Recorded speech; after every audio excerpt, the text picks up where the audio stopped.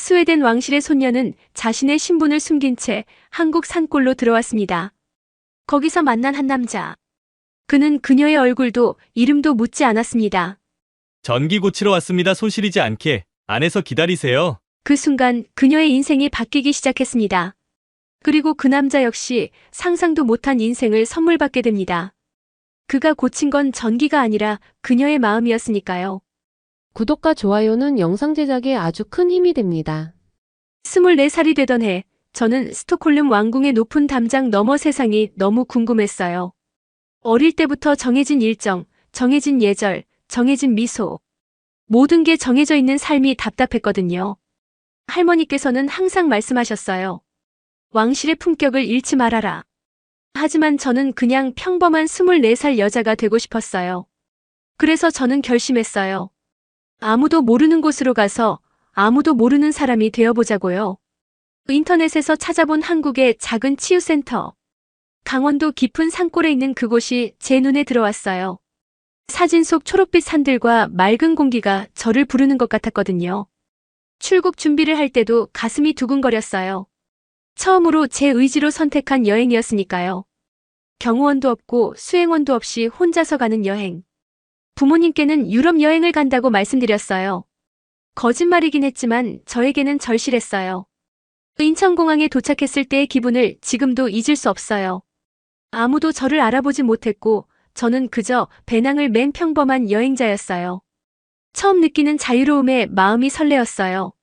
치유센터는 정말 아름다운 곳이었어요. 사방이 산으로 둘러싸여 있고 새소리만 들리는 조용한 곳이었거든요. 입소할 때도 가명을 사용했어요. 그냥 린이라고 했어요. 직원분들은 제가 스웨덴에서 온 평범한 관광객인 줄로만 알고 계셨죠. 첫 일주일은 정말 평화로웠어요. 매일 아침 요가를 하고 숲속을 산책하고 명상을 했어요. 핸드폰도 거의 보지 않았어요. 왕실의 공식 일정도 언론의 시선도 없는 온전히 제 시간이었거든요. 그런데 열흘째 되던 날이었어요. 갑자기 폭우가 쏟아지기 시작했어요. 저녁 시간이었는데 천둥번개가 정말 심했어요. 그런데 갑자기 숙소 전체가 정전이 되어버렸어요. 비상등만 켜진 채로 모든 게 깜깜해졌어요. 다른 분들은 다들 당황하고 계셨지만 저는 이상하게 차분했어요. 어둠 속에서 빗소리만 들으며 앉아있으니까 마음이 고요해지더라고요. 그런데 1시간쯤 지나니까 직원분이 오셔서 말씀하시는 거예요. 전기 기술자분이 오셔서 곧 고쳐주실 거예요. 그때 그 사람이 나타났어요. 비에 젖은 작업복을 입고 무거운 공구 가방을 들고 들어오는 한 남자. 키는 그리 크지 않았지만 어깨가 넓었고 짧게 깎은 머리에 진한 눈썹이 인상적이었어요. 안녕하세요. 전기기술자 정호입니다. 그 사람의 첫 인사였어요. 목소리가 낮고 차분했어요. 저는 그냥 고개만 끄덕였어요. 다른 분들과 함께 로비에 모여 있었거든요. 정호 씨는 말이 많지 않았어요. 직원분과 간단히 상황을 확인하고는 바로 일을 시작했어요. 손전등을 들고 전기 배전함을 확인하더니 밖으로 나가서 전봇대를 살펴보기 시작했어요. 비가 그렇게 세게 내리는데도 말이에요. 저는 창가에 서서 그 사람을 지켜봤어요. 빗속에서 묵묵히 일하는 모습이 왠지 마음에 남았어요. 다른 분들은 빨리 전기가 들어오기만 기다리고 있었는데 저는 그 사람이 어떻게 일하는지 보고 있었어요. 2시간쯤 지났을까요? 갑자기 전등이 켜지면서 센터 전체가 밝아졌어요. 모든 분들이 박수를 치며 기뻐했어요. 그런데 정호 씨는 그냥 조용히 공구를 정리하고 있었어요. 정말 고생하셨습니다. 이런 비에 나와주셔서 감사해요. 직원분이 인사를 하자 정호 씨는 그냥 작게 고개만 끄덕였어요. 그러고는 젖은 작업복을 털면서 나가려고 했어요. 그때였어요. 제가 모르게 그 사람에게 다가가고 있었어요. 왜 그랬는지 지금도 모르겠어요. 그냥 마음이 이끌리는 대로 움직인 것 같아요. 정말 고생 많으셨어요. 제가 영어로 말하자 정호 씨가 잠깐 저를 봤어요. 그 눈빛이 아직도 기억나요. 놀라지도 않았고 호기심도 없었어요. 그냥 담담한 눈빛이었어요. 괜찮습니다. 한국말로 짧게 대답하고는 그냥 나가버렸어요. 저는 그 자리에 서서 그 사람이 사라지는 뒷모습을 봤어요. 어깨에 공구 가방을 메고 비속으로 걸어가는 모습이 왠지 쓸쓸해 보였어요. 그날 밤 저는 잠을 이룰 수가 없었어요. 그 사람의 차분한 목소리와 담담한 눈빛이 계속 떠올랐어요. 스웨덴에서 만났던 어떤 남자들과도 달랐어요. 화려하지도 않았고 말도 많지 않았지만 뭔가 진짜 같은 느낌이었어요. 다음 날부터 저는 이상한 기대감을 가지고 지냈어요. 혹시 그 사람이 또 올까 싶어서요. 전기에 문제가 생기면 좋겠다는 생각도 했어요. 그런 제 마음이 우스웠지만 어쩔 수 없었어요. 그 사람을 다시 본 건 일주일 뒤였어요. 제가 일부러 그랬어요. 방 안전등 스위치를 억지로 망가뜨렸거든요. 어린아이 같은 짓이라는 걸 알면서도 그렇게 했어요. 전등이 안 켜져요. 확인해 주시겠어요? 프론트에 신고를 했어요. 직원분이 먼저 와서 확인해 보더니 전기 기술자를 불러야겠다고 하시더라고요. 저는 속으로 기뻤어요. 1시간 뒤 정호 씨가 나타났어요. 지난번과 같은 작업복을 입고 같은 가방을 들고 왔어요. 저는 가슴이 두근거렸어요. 일주일 동안 그 사람을 기다렸다는 걸 들키면 안 된다고 생각했어요. 어디가 문제인가요? 여전히 차분한 목소리였어요.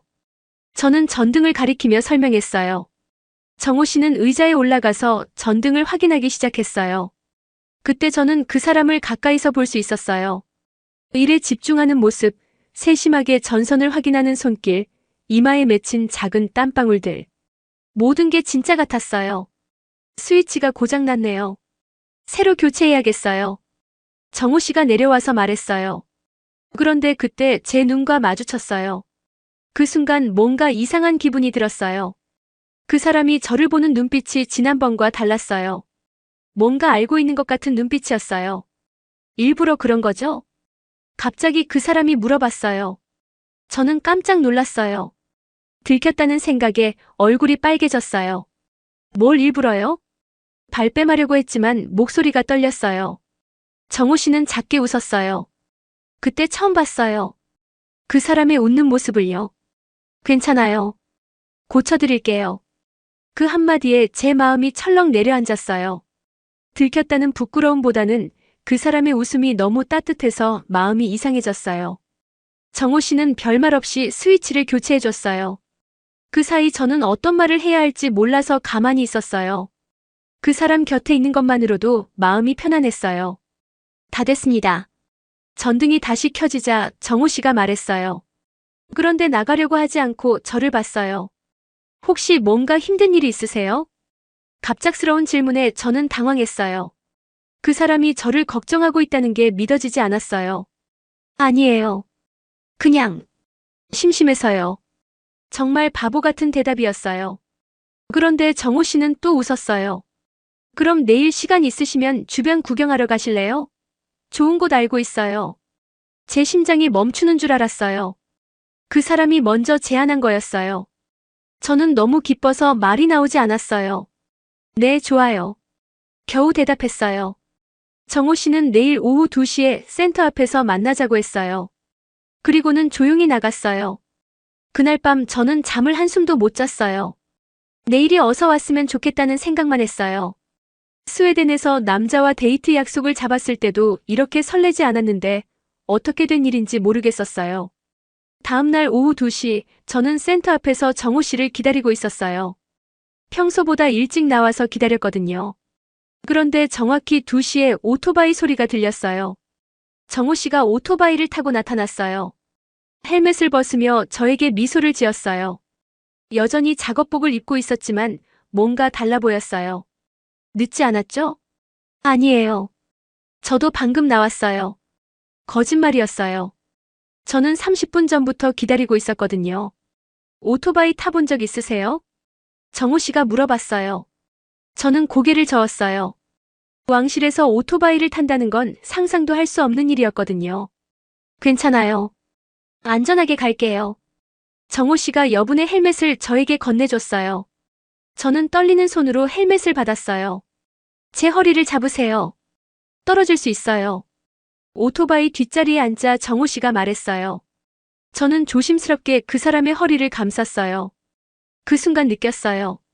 이 사람과 함께 있을 때의 안정감을요. 오토바이가 천천히 움직이기 시작했어요. 바람이 얼굴을 스치고 산의 향기가 코끝을 자극했어요. 저는 그 사람의 등에 기대어 주변 풍경을 봤어요. 스웨덴의 풍경과는 전혀 달랐어요. 깊은 초록빛 산들과 구불구불한 시골길, 여기저기 피어있는 야생화들. 모든 게 새로웠어요. 저기 보이는 게 제가 말한 곳이에요. 정호 씨가 한 곳을 가리키며 말했어요. 작은 계곡이었어요. 맑은 물이 흐르고 주변에는 큰 바위들이 있었어요. 오토바이에서 내려 계곡가로 걸어갔어요. 물소리가 정말 시원했어요. 저는 바위에 앉아서 발을 물에 담갔어요.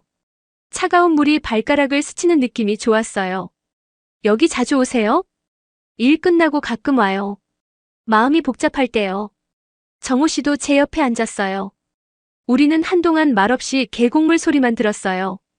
이상하게 어색하지 않았어요. 오히려 편안했어요. 스웨덴은 어떤 곳이에요? 갑자기 정호 씨가 물어봤어요. 저는 깜짝 놀랐어요. 제가 스웨덴에서 왔다는 걸 어떻게 알았을까요? 어떻게 아셨어요? 처음 만났을 때 영어로 말하셨잖아요. 발음이 북유럽 쪽 같았어요. 정호 씨의 관찰력에 놀랐어요. 그리고 제가 누구인지 더 궁금해하지 않는다는 것도 신기했어요. 춥고 조용한 곳이에요. 여기와는 정반대죠. 그럼 왜 여기까지 왔어요? 자유로워지고 싶어서요. 솔직하게 말했어요. 정호 씨는 고개를 끄덕였어요. 저도 그래요. 일할 때가 가장 자유로워요. 우리는 그렇게 1시간쯤 이야기했어요. 깊은 얘기는 아니었지만 서로를 조금씩 알아가는 시간이었어요.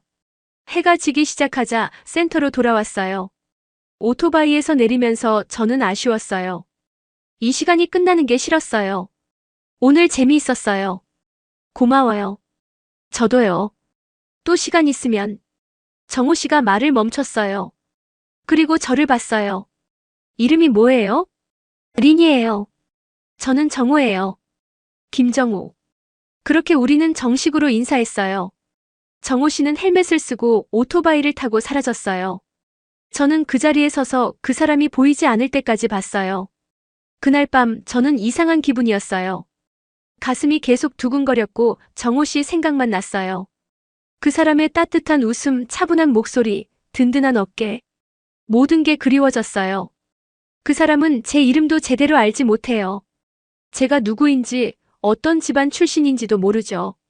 그런데 이상하게도 제 마음은 그날부터 그 사람에게만 향하고 있었어요. 처음으로 진짜 사랑이 뭔지 알 것 같았어요. 그 이후로 저는 정호 씨와 자주 마주치게 되었어요. 우연인 것 같기도 하고 아닌 것 같기도 했어요. 제가 센터 주변을 산책할 때면 어김없이 그 사람의 오토바이 소리가 들렸거든요. 어느 날은 센터 근처 작은 장터에 구경을 갔어요. 처음 보는 시골 장터였는데 온갖 채소와 과일들이 소박하게 진열되어 있었어요. 할머니들이 직접 기른 농산물을 파시는 모습이 정겨워 보였어요. 그런데 장터 한쪽에서 익숙한 목소리가 들렸어요. 정호 씨였어요. 어떤 할머니와 이야기를 나누고 있었는데 목소리가 평소보다 부드러웠어요. 할머니, 이번 주도 전기료 걱정 마세요. 제가 확인해 드릴게요. 정호야, 내가 이런 일까지 하면 어떡하니? 너무 고마워서 뭐라 말해야 할지. 할머니의 목소리가 떨리고 있었어요. 저는 멀리서 그 모습을 지켜봤어요. 정호 씨가 할머니의 어깨를 다독이며 괜찮다고 말하는 모습을 보니 가슴이 따뜻해졌어요. 그 모습을 보고 있던 저에게 정호 씨가 다가왔어요. 제가 그곳에 있다는 걸 벌써 알고 있었던 것 같아요. 장터 구경하세요? 네. 처음 와봤는데 신기해요. 할머니들이 직접 기른 거라 다 맛있어요.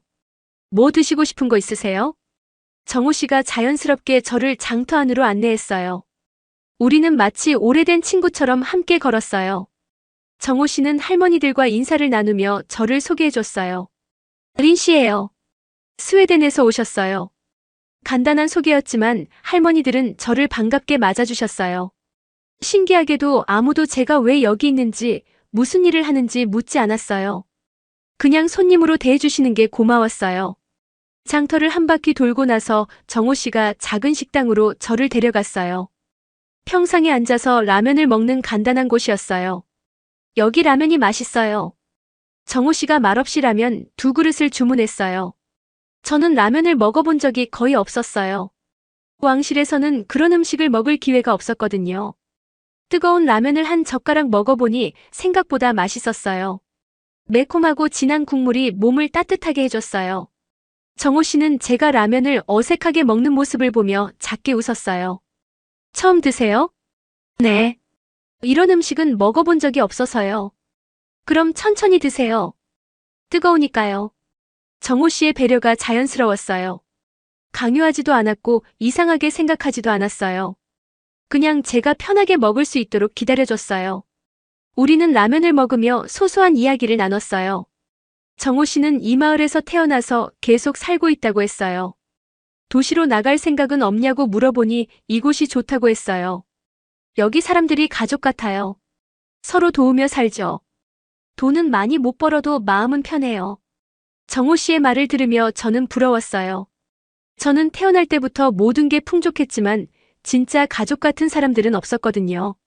모든 관계가 격식과 예의로 이루어져 있었어요. 부럽네요. 그런 관계들이요. 린 씨는 어떤 곳에서 살아요? 갑작스러운 질문에 저는 당황했어요. 뭐라고 대답해야 할지 몰랐어요. 좀 복잡한 곳이에요. 자유롭지 못한 곳이라고 할까요? 그래서 여기까지 오신 거군요. 정호 씨는 더 이상 묻지 않았어요. 제가 말하고 싶지 않다는 걸 눈치챈 것 같았어요. 그런 배려가 고마웠어요. 그날 이후로 우리는 자주 만났어요. 정호 씨는 일이 일찍 끝나는 날이면 센터에 들러서 저와 함께 시간을 보냈어요. 특별한 일을 하지는 않았어요. 그냥 산책을 하거나 계곡에 앉아서 이야기를 나누거나 장터에서 간단한 음식을 먹었어요. 그런 평범한 시간들이 저에게는 너무 소중했어요. 스웨덴에서는 상상도 할 수 없는 자유로운 시간들이었거든요. 아무도 저를 지켜보지 않았고 아무도 제 행동을 제약하지 않았어요. 정호 씨와 함께 있을 때 저는 그냥 린이었어요. 왕실의 손녀도 공주도 아닌 그냥 24살 여자였어요. 그게 얼마나 자유로운 기분인지 몰랐어요. 열흘쯤 그렇게 지냈을까요? 어느 날 아침 센터 직원분이 저를 찾아왔어요. 급한 표정으로 말씀하시는 거예요. 린 씨, 스웨덴에서 급한 연락이 왔어요. 가족분이 찾으신다고 하시는데 그 순간 제 심장이 멈추는 줄 알았어요. 들켰다는 생각이 들었어요. 왕실에서 제 행방을 찾아낸 거였어요. 전화를 받아보니 할머니의 목소리였어요. 평소보다 차갑고 단호한 목소리였어요. 엘린, 지금 당장 돌아와야 한다. 내가 어디 있는지 다 알고 있다. 할머니, 저는 변명하지 마라. 내일 비행기표를 보낼 테니 즉시 돌아와라. 전화가 끊어졌어요. 저는 그 자리에 주저앉았어요. 현실이 저를 다시 찾아온 거였어요. 도망칠 수 없는 현실이요. 그날 오후 정호 씨가 센터에 왔어요. 제가 울고 있는 모습을 보고 깜짝 놀랐어요. 무슨 일이에요? 내일 떠나야 해요. 갑자기요. 정호 씨의 얼굴이 굳었어요. 뭔가 말하려고 했지만 말이 나오지 않는 것 같았어요. 언제 다시 와요? 모르겠어요. 아마 못 올 것 같아요. 우리는 한동안 말없이 서 있었어요. 할 말이 너무 많았지만 동시에 아무 말도 할 수 없었어요. 그동안 고마웠어요. 정말 행복했어요. 저도요. 정호 씨의 목소리가 작았어요. 그 사람도 아쉬워하고 있다는 걸 알 수 있었어요. 다음 날 아침 저는 짐을 싸서 센터를 떠났어요. 정호 씨는 오지 않았어요. 아마 일하러 갔을 거예요. 마지막 인사도 제대로 못했어요. 공항으로 가는 차 안에서 저는 계속 뒤를 돌아봤어요. 그 산들, 그 마을, 그리고 그 사람. 모든 게 점점 멀어져 갔어요. 비행기에 올라서 창밖을 보며 생각했어요. 나는 그의 꿈도 듣지 못했고 그는 내 진짜 이름도 몰랐지만 마음만은 그 마을에 두고 왔습니다. 스웨덴으로 돌아온 지 한 달이 지났어요. 왕궁의 차가운 대리석 바닥을 걸으며 저는 매일 그 산골 마을을 그리워했어요. 공식 일정은 예전과 똑같이 돌아왔지만 제 마음은 완전히 달라져 있었어요. 할머니께서는 제가 돌아온 첫날부터 말씀하셨어요. 다시는 그런 무모한 짓 하지 마라. 내가 누구인지 잊었느냐? 저는 아무 말도 하지 않았어요. 변명할 수도 없었고 변명하고 싶지도 않았어요. 그 시간들이 무모한 것이었다면 저는 더 무모해지고 싶었어요. 왕실 비서실에서는 제 한국 여행에 대해 자세히 조사했어요. 어디서 머물렀는지, 누구와 만났는지 모든 걸 알고 있었어요. 그리고 정호 씨에 대해서도 알고 있었어요. 계급도 안 맞고 국익에도 어긋나는 관계다. 즉시 모든 연락을 끊어라. 차가운 명령이었어요. 하지만 연락을 끊으라고 해도 애초에 연락할 방법도 없었어요. 정호 씨의 전화번호도 모르고 주소도 정확히 알지 못했어요. 그냥 그 마을 어딘가에 살고 있다는 것만 알고 있었을 뿐이에요. 매일 밤 저는 그 사람을 그리워했어요. 조용한 목소리, 따뜻한 웃음, 든든한 어깨. 함께 먹었던 라면의 맛까지 그리워했어요. 스웨덴의 호화로운 만찬보다 그 작은 식당의 라면이 더 그리웠어요. 공식 석상에 나갈 때마다 저는 가면을 쓴 기분이었어요. 미소를 지으며 인사하고 격식에 맞는 대화를 나누지만 마음은 텅 비어 있었어요. 진짜 제 모습은 그 산골 마을에 두고 온 것 같았어요. 어느 날 밤 저는 결심했어요. 이대로는 살 수 없다고요. 왕실의 의무와 특권을 모두 포기하고 제가 정말 원하는 삶을 살고 싶었어요. 다음 날 아침 저는 할머니께 말씀드렸어요. 왕실을 떠나고 싶어요. 할머니께서는 깜짝 놀라셨어요. 그리고 화를 내셨어요. 무슨 소리냐? 내가 왕실을 떠난다고? 그 남자 때문이냐? 그 사람 때문이기도 하고 저 때문이기도 해요. 저는 진짜 제가 되고 싶어요. 진짜 너라는 게 뭐냐? 너는 왕실의 일원이다. 그것이 내 정체성이다. 아니에요. 제 정체성은 제가 만들어가는 거예요. 긴 논쟁이 이어졌어요. 할머니께서는 제가 미쳤다고 하셨고 왕실 전체가 난리가 났어요. 하지만 저는 마음을 바꾸지 않았어요. 한 달 동안의 설득과 협상 끝에 결국 왕실에서는 제 뜻을 받아들였어요. 대신 조건이 있었어요. 모든 왕실 관련 특권과 재산을 포기해야 한다는 것이었어요. 저는 기꺼이 받아들였어요. 언론에서는 난리가 났어요. 스웨덴 왕실 손녀가 사랑 때문에 모든 걸 포기하고 한국으로 떠난다는 뉴스가 연일 보도되었어요. 저는 공식 기자회견을 열었어요. 기자들이 온갖 질문을 쏟아냈어요. 그 남자가 누구인지, 왜 그런 선택을 했는지, 후회하지 않는지. 저는 차분하게 대답했어요. 그는 제 이름을 마지막에 물었어요. 그리고 제 재산은 아직도 모릅니다. 그런데도 저를 있는 그대로 받아들여줬어요. 그게 진짜 사랑이라고 생각해요. 한국으로 떠나는 날 공항에는 수많은 기자들이 몰려 있었어요. 저는 간단한 짐 하나만 들고 비행기에 올랐어요. 왕실에서 나올 때 가져온 건 여권과 약간의 돈뿐이었어요. 비행기 안에서 저는 떨렸어요. 정호 씨가 저를 다시 받아줄까? 제가 누구인지 알게 되면 실망할까? 온갖 걱정이 머릿속을 맴돌았어요. 인천공항에 도착했을 때도 기자들이 따라왔어요. 저는 택시를 타고 그 산골 마을로 향했어요. 몇 시간을 달려서 도착한 그곳은 여전히 평화로웠어요. 마을 어귀에서 택시에서 내렸을 때 몇몇 기자들이 따라왔어요. 마을 사람들이 웅성거리며 모여들었어요. 저는 조용히 말했어요. 저는 그냥 한 사람을 사랑하게 된 여자예요. 그분을 찾으러 왔어요. 기자들이 또 질문을 쏟아냈지만 저는 더 이상 대답하지 않았어요. 그냥 마을 안으로 걸어 들어갔어요. 치유센터에 도착했을 때 직원분들이 깜짝 놀라셨어요. 그리고 기뻐하셨어요. 저를 기억하고 계셨거든요. 린 씨, 다시 오셨네요. 네, 돌아왔어요. 혹시 정호 씨 연락처 알 수 있을까요? 잠시 후 정호 씨가 센터에 나타났어요.